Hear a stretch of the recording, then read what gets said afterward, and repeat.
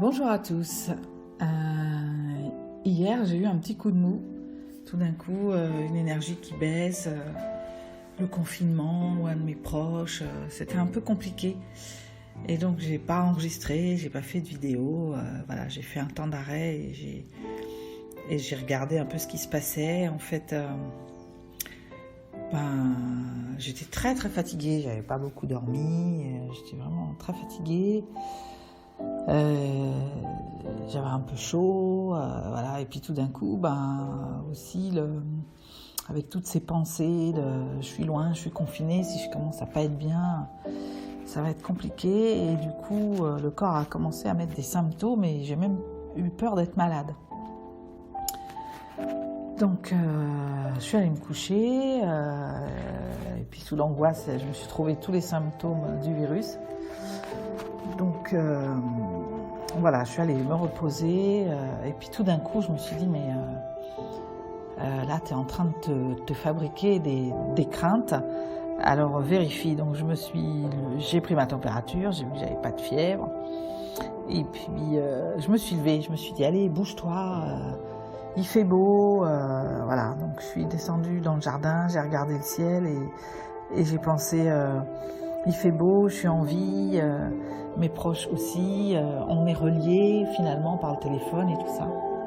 Et je me suis redressée, j'ai redémarré et progressivement, comme par hasard, les symptômes corporels ont disparu, quoi. J'ai échangé avec des amis le soir et ça s'est passé tout de suite.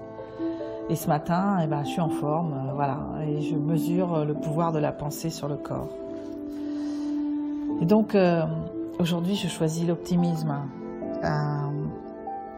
Une amie m'a envoyé une très très belle citation de Dalai Lama qui dit certains regardent la vase au fond de l'étang et d'autres contemplent la fleur de lotus à la surface de l'eau. Il s'agit d'un choix. Donc je choisis l'optimisme. Et je vous envoie ce matin les pensées optimistes de Catherine Rambert, qui dit ceci.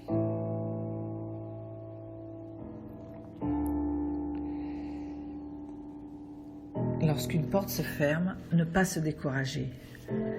Observez attentivement l'alentour. Une fenêtre peut toujours s'ouvrir. Apprécions ce qui a été accompli au lieu de nous focaliser sur ce qui reste à faire. Nous attendons généralement beaucoup des autres, mais nous nous posons moins souvent la question de ce que nous pourrions faire pour eux. Les accidents de l'existence viennent aussi nous rappeler que la vie était jolie, mais que nous ne savions pas le voir. Pourquoi faut-il que l'on reconnaisse le bonheur au fracas qu'il fait en partant ?